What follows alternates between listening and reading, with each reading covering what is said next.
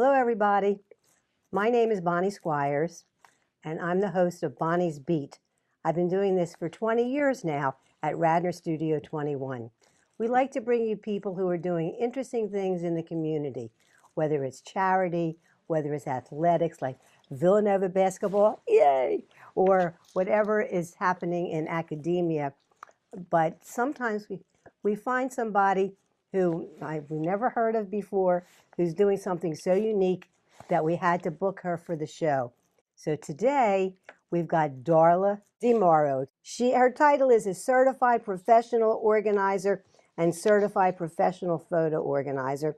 She's also an author, but her company is called Heartwork Organizing.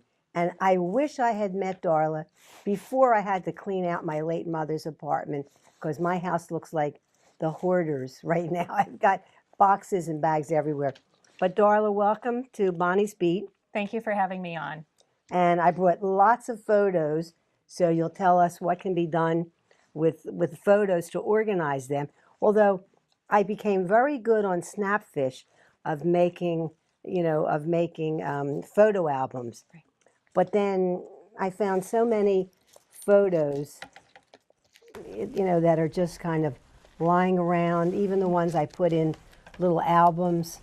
This was my trip to Tunisia. Oh, I can't wait to look through this with you. I haven't seen any of these, but I was so impressed with the article that you wrote about going through your mother's things and having to deal with the stuff, and you were so generous in naming everybody that had a hand in helping you clear her apartment out and going through all of those things.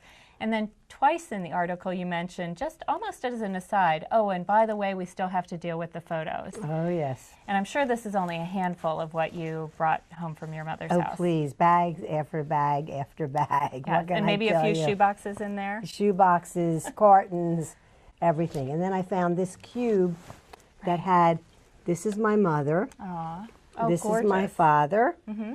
This was my son when he was an infant. Right. This is my daughter when she was a toddler. And I love these old photos. What year would you guess maybe that photo was taken of your mother? Long time ago. She lived to be 101. Oh, wow. And people told me, because I used from her 99th birthday party, that's the photo that I used in the Inquirer for the obituary. Yeah. And everybody said, we saw this beautiful woman. I said, yeah, she looked pretty good, 101. Nobody believed it, yeah. Yeah, and I love the title of your article, I think was something like 100 years worth of memories. Oh, yes. So, and I'm sorry to hear that you had to go through that, and that you're still really putting together her things and now assimilating them into your household. But really, it's pretty common, right? We're all going to go through this. The old saying, none of us gets out of this alive. But the photos, however, can live on, and in fact, that's what tells our story to the next generation. And even, you mentioned your son, your daughter. Sometimes the kids aren't so interested in those stories until very late in our lives, or until we're not there to tell them anymore. So as a professional photo organizer, I love being able to sit with people knee to knee like we're doing now, look at your photos and help you tell your story in the way that you want to tell it. And sometimes it's by looking at very old photo artifacts like this, it's a gift back in the day. If I'm right, the top comes right off of this. Yes. This isn't something that we would go out and make for somebody today, but it's something that almost everybody had on their desk in the 1970s, And then everybody, of course, has albums, and so everybody who loses somebody, who loses family members, they're going to have a batch of old albums, and the question is, what do we do with them? How do we make sense of a lifetime of photos? And you might already be struggling with a lifetime of your own photos, and then That's true. And then you take on I like to take pictures. Yeah, and then you take on your parents, sometimes it's aunts and uncles photos that come to us as well, sometimes grandparents' photos. I was working with somebody last week, and her photo collection went all the way back to 1918. So if I have my years right, that's truly 100 years worth of photos. And they were her family's photos and, her grandparents, great-grandparents. And so that photo that she was holding in her hand that I was helping her with, that is probably the only copy of that photo. Now, back in the 70s and 80s and even into the 90s, you and I were still getting rolls of film developed. Oh, yes. And we always made doubles. I did. I always had 2 of everything made. Yeah, yeah. So really, a lot of our photo collection is those duplicates that are sitting around. But now here you are. You've got your part of your mother's estate dealt with. You know, you're still dealing with some other things, but now you've got these photos. And the question is, what are we going to do with them, right? Absolutely no time to think about that. Okay. Absolutely not. So that's pretty common again, right? We're taking, I mean, how many photos did we take yesterday? You and I between us could have taken 100 photos, right? Right. So, and just getting ready for the show, we probably took 50 photos, you know, snapping just the promos. And I mean, just, it's pretty common today. We might have taken photos of our lunch today where your mother would have never done that, right? No. I never saw her hold a camera, as a matter of fact. My father was the one. He would take movies when we were kids. Mm-hmm. And then, I don't know if he ever had a still camera or not, but he was very fond of taking movies. Yeah. So that's something interesting in the generations and in the years since the camera has gotten into, you know, standard families, right? There was a time when families didn't own a camera. They all went to a photographer to get the portrait taken. Right. And then over time, as cameras entered into the family life, it was generally the man who ran the camera, whether it was a movie camera or a still camera. So for a long time, that was the case. Now, with the advent of smartphones and digital cameras, it's shifted entirely 180 degrees, and mostly women now are the caretakers of our family's memories. I don't know why that is, but we've actually called the last 10 years of history, right into the 2000s and early, and all the way up to 2018, we've called it the decade of disappearing moms. And the reason is moms have become the takers of pictures. So, I'm always behind the camera when I'm going to photograph for a client or a family affair, and sometimes I forget to get in a single picture. Yes. Yeah, right. You're not alone. So many. That's why we call it the decade of disappearing moms. Right. Because the women are behind the camera now, and the men are saying, "Oh, I know, she'll be the one to take the album, to put the album together, to take the photos, to edit the photos." And there's, you know, as many photos as we're taking, there's a lot to upkeep. So, so now here you are with shoe boxes and albums and cardboard boxes full of photos, and haven't had a moment to spare to think about what to do with them. Right. You have children. Yep. You have grandchildren. Yep. You have nieces and nephews. Yep. Right? And chances are that while some of these photos were in your mom's care, there might have been people in the next generation who have never seen those photos, or at least some of them, right? So now you get to bring them out to the light of day and to look at them, see what's in good condition and what's in poor condition, and what still has memory. And what still has meaning for you. And there are probably photos in her collection where maybe you don't even know people in those photos. That's true. My grandparents, my mother had made this gorgeous, or whatever photographer she hired, in 1959 for my grandparents' 50th wedding anniversary. She had a huge formal dinner dance at Harzion Temple when it was in Winfield. And I came across that while I was cleaning out all my mother's belongings in her late apartment.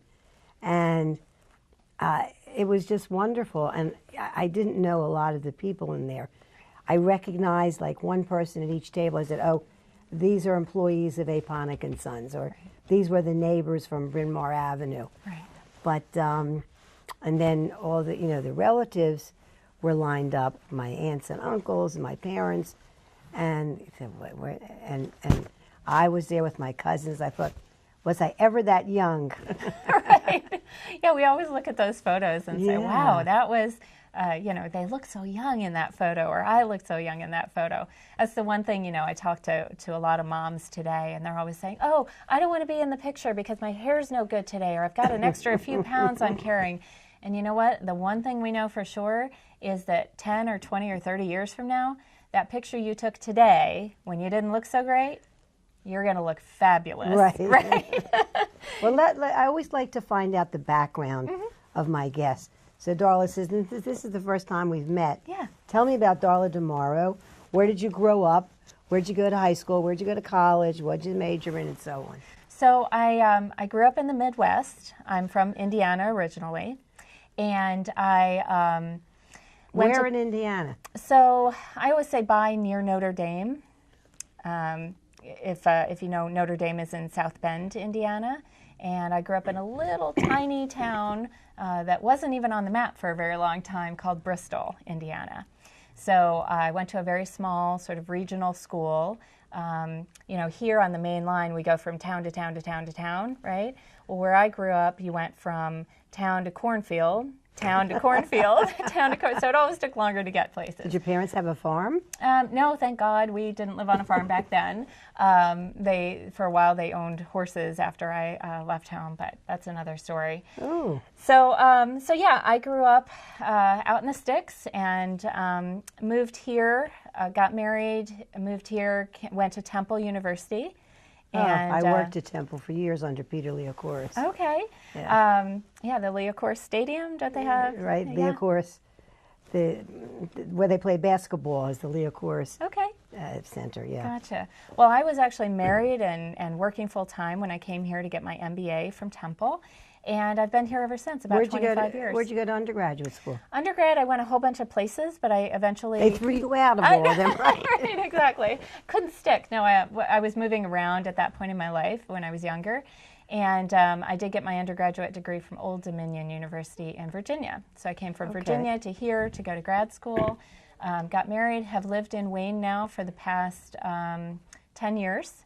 And, we chose Wayne. We specifically love the main line and Wayne. And so we were living in New Jersey for a short time before we moved to Wayne. So if anybody calls me, I still have a New Jersey cell phone number. That's never got around to changing it. What did you major in college? English. Majored in English. And did you teach, or what did you do with an English degree? So Old Dominion had this really interesting degree program that was English for business people.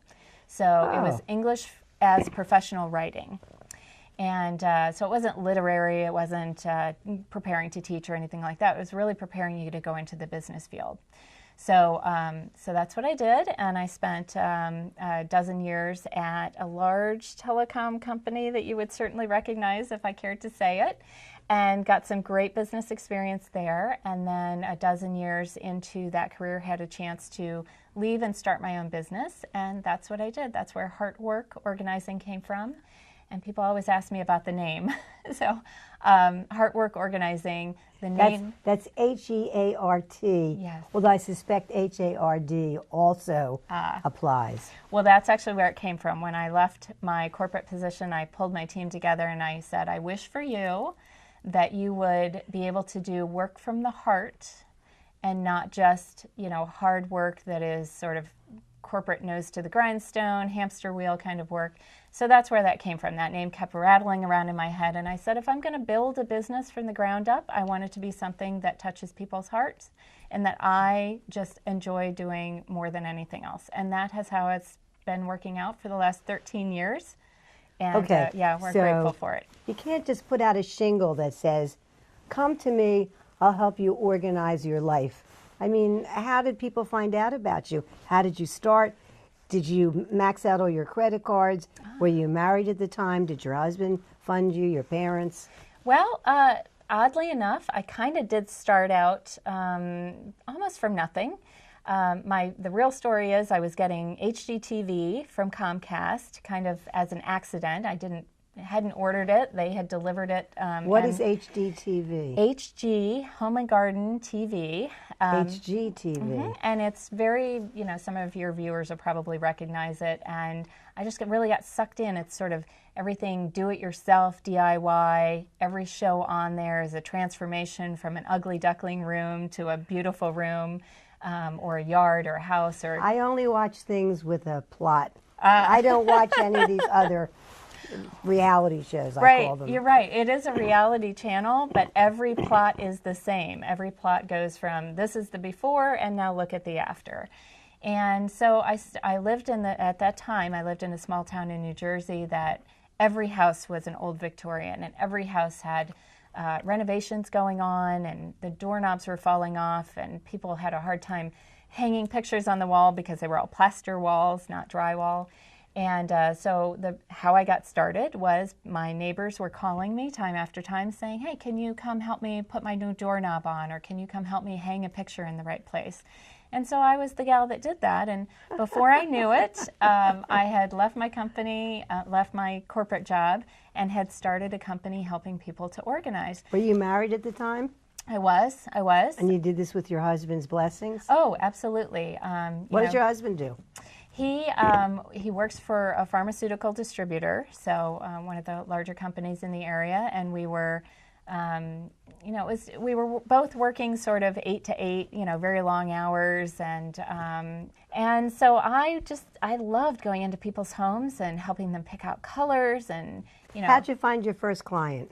Oh gosh, my first client was a very good friend of mine named Marie, and she had all these ideas for her house but had no idea how to make things happen. And so she would call me over and say, I just need a picture hung, or I'm thinking of painting my bathroom. Can you help me pick out my color? Or, I need to hide something in my kitchen. I'm thinking of putting it maybe behind a little curtain. Can you help me do that? And so I did all the time. And I did it just for fun, of course, at first, right? Yeah. Everybody does that. Oh, I would do that for fun. And she said to me one day, now look, you're a smart girl. You need to start taking payment for your services. And it hadn't really occurred to me, right? I just loved what I was doing. So I did. I took her advice, and I found out that, in fact, there were a lot of people who were like I had been, too busy, right? Not spending a lot of time at home, but still wanting to have a beautiful home. And they were willing to hire help to have the beautiful home that they wanted. So I became their organizer, I became their decorator. And of course I went and got training and had come out of a corporate environment where I knew running a business professionally was what was going to matter to people, and was what was going to open the doors, and what was going to make sure that I could be in business for a very long period of time. Because one of the saddest things is when you find somebody who's really of value and helpful to you in your home, and then you go back the next year and you find out they're not in business anymore. I have to tell you, the way that I found out about Darla, she's a very smart cookie. I write every week. I have a column in the Mainline Times, and I wrote a column about going through everything my mother owned, 101 years, 100 years worth of memories, and having to sort stuff for the auction house, for 1-800-GOT-JUNK, for Green Drop, etc. And the article was published, and Darla DeMorrow, whom I had never heard of before, sent me this beautiful email and told me what she did and how much she appreciated my article. And I emailed her back. I said, I'd love to interview you on my Radnor Studio 21 show, Bonnie's Beat. So here she is, yes. Well, and thank you for doing that. Because your situation of going through, losing your family member, losing your mom, and having to then sort of sift through her things, that's pretty common, right? We're all going to go through that at some point, or we've gone through it already. And we talk about the sandwich generation, which I'm kind of in that sandwich generation, taking care of young kids and also worrying about, folks in my family who might be passing on soon or who have passed on. I was really close with my grandmother, and I talked with her, and I got one of my favorite pictures of her as a teenager. So this was in the 19-teens, right, when this picture was taken. And I asked her if I could have that picture before she had passed on. This was a couple of decades ago, actually now, and she took it off the wall where it had been hanging my entire life and said, "Here, you should have this." And to this day, that picture is one of the few pictures that I actually always prominently display in my home. And you're also an author. Mm-hmm, yeah. Now, this book, Organizing Your Home with Sort and Succeed, I wish I had a book like this before I threw everything in trash bags and dragged them to my house Yeah. And my house looks like an episode of The Hoarders right now. Well, we're going to have to work on that. Yeah. So 5 simple steps to stop clutter before it starts, save money, and simplify your life. Right. By So Darla DeMorrow. Thank you. So the SORT stands for start, organize into groups, reduce, release, and reset. The T stands for tweak, and succeed is the 5th step. That's once you get an organizing project done, celebrate your success, because who else is going to do it? You know, pat yourself on the back and say, yay, I finished this project. But it's a very short book. I designed it to be able to be reading it in just 1 hour. You don't have to read it all in one sitting, but you know, to be able to read it in an hour and then to go and do an organizing project, whether it's photos or whether it's, you know, whatever else is in those bags in your house right now. I don't even know what's in the bags because I collected so much stuff. Yeah, it's pretty common again. So when we, you know, when let's say you and I get together and, you know, the word I hear so often is overwhelmed, right? That's a good word, yes. Overwhelmed. I had all of my stuff, and now I have some of her stuff too. And so what we do is we sit down and always ask you what your goal is. Sometimes people will tell me, well, my goal is to tell her story in a way that then I can pass down to the grandkids and the great-grandkids. Or to, you know, my goal is to tell a story of all the trips, wonderful trips that we took when we were growing up. Or to, you know, just show how loving our family was. Or sometimes, you know, let's be honest, not everybody has a loving, stable home life. And so maybe the story is just to tell, you know, my young life and how we got through those early days. Or it could be anything, right? Could be to tell the story of your son, and then maybe to tell a different story of your daughter, and maybe make sure those get passed down. When my grandmother was she was probably in her 70s, and she was not doing so well health-wise. She was still kind of with it on some days and not so with it on other days. She did not live to be 101 like your mother. But before she got really bad, I went home to Indiana, and I asked my dad if he would support me and help me get my grandmother with the 2 remaining living sisters. And I asked them to tell their story of when they were young. And now here's something you didn't know about me. My family is actually from the Studebakers. South Bend, Indiana is where the factory used to be. So your family owned the factory? Well, not my family. There's no money left. Don't go looking for that. But my grandmother's maiden name was Studebaker. And I didn't even know there were people named Studebaker. There, in fact, were. We came over from Germany, and originally, before it was a car company, it was a wagon company. And people here understand that from Conestoga Road. Conestoga wagons were what they originally built. And so they made wagons, and then they transitioned over into automobiles. And the factory was in South Bend, Indiana, not too far from Detroit, actually. Do you have any relics from the Studebaker factory? I don't personally, but there is a Studebaker Foundation based in Ohio that handles all of these artifacts and these treasures from. They have any old cars? Oh, I'm sure they do. Wow. Yeah. You've never been? I have never been there, but when I did this project with my grandmother, what I got was a lot of good information about her childhood. And of course, she grew up as a Studebaker. So when we went through and put this what I call a legacy project together, it was a combination of some photos of hers, some live videotape that we taped when she was in her 70s of her and her sisters telling the stories. And we put this all together into a project. And back in the day, we put it on a CD. Actually, I take that back. It was on a VHS tape. It was that long ago that we did it. And I think some of us will remember what a VHS tape is. Right, about this big, a little bigger than a sandwich. But yeah, if you have any VHS tapes, and you probably do from your mother's collection, you need to get those transferred over now because they're very fragile. They're not in great condition. And so I, in fact, did that with my grandmother's legacy project. We had this all produced. This was way before I was a professional photo organizer, by the way. But we had this produced into a legacy project that ran about 20, 30 minutes with still videos, with audio, with her information. And then only a few years ago, I transferred it over to DVD and into digital.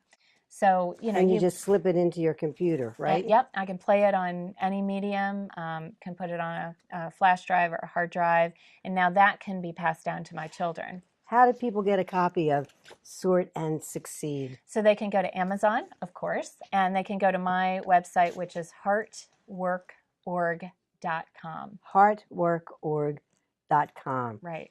Okay. And what project are you currently working on? Are you free to say? Well, I think I'm working on yours next. I don't know if I have time to sort and succeed. We will. We'll get through it.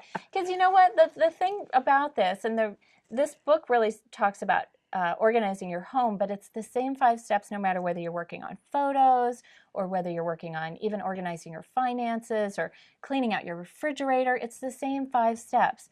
First of all, if you never get started, you'll never get finished. So we work on starting and just a little bit at a time, just saying, okay, this album is, it's full of pictures, some of which are arranged and some of which are loose, and which ones have so much meaning to them. And actually, if I can share with you, there's some pictures in here with people. We always look for the pictures with people, right? That's my husband and his mother in Tunisia, and my father-in-law in Tunisia, and me on one of my many trips to Tunisia. That's so lovely. Yeah. It's a beautiful country. This picture, while it's beautiful, doesn't have any people in it. So, and I can't read that. You might be able to. It says Parc Temple des Eaux. Okay. Well, Parc Temple des Eaux I can read. The other one, not so much. But no, I can't read Arabic. Okay. I'm fluent in French. So if we were to pass this down, let's do a little thought exercise here, and we were to think of the 3rd generation, not you, not your kids, not your grandkids, but the ones coming after them. Which pictures would you want these people to absolutely see? And now here's something to think about. You and I sitting here today, we have a challenge that nobody in history has ever had. We are the first generation in history to go from having not enough photographs to tell our story, like my great-grandmother. Yeah. She maybe had a handful of photographs. Maybe they all fit in one box, right? Yeah. We're the first people in history to go from having not enough to tell our story to now we have to edit our collection to be able to tell our story, because our kids don't want. I have 53,000 photos, Bonnie, on my iPad. I have 53,000 photos. I'm still using a BlackBerry. If it's good enough for President Obama, it's good enough for me. But who wants to look through 50,000 photos? Yeah. Nobody. Now, what do I do with this picture of a friend and a client, Representative Jim Roebuck? I sent him to have his picture taken when Obama came to West Philly campaigning. Right. So what do we do with this? So is this your picture? Yeah. Well, I didn't take it, but he got a print made and gave it to me. Awesome. Well, if this is a memory of yours, even though you're not in it, if this is significant to you. I saw him go into the tent to get his picture taken. That's amazing. I made him go over there. Yeah. Well, so this is something that, is part of your history. So it's in a physical format. If you and I touch it too much, it's going to get oils and fingerprints on it, so there's potential damage. You can see it's already starting to get wrinkled. And after too long, not after too long actually, because it's a color print, the color's going to fade out. Now, depending on how it was processed and when it was made and the kind of paper that it's on, it might fade out in a couple of years, or it might be good for 100 years. You and I don't know just looking at this. But what we do a lot of is we will take a collection like this and we will create the digital print then that comes that can then go back to your device, whatever it is that you have, whether it's an iPad or just a computer or just a phone. And we want to get these photos into some place that you can actually look at them. So not you with your BlackBerry, Bonnie, sorry to say, but everybody else. Oh, I can take pictures with my BlackBerry. I have. Okay. And I can look at them, but I see friends with iPads. To me, I would have to have an engineering degree to have an iPad. Right. Anyway, our guest today has been Darla DeMorrow, and she's so smart. I wish I had talked to her before I cleaned out my mother's apartment. Anyway, thank you, Darla, so much. Thank you for having me on. Sort and Succeed on Amazon, and we'll see you next week. You are watching Radnor Studio 21,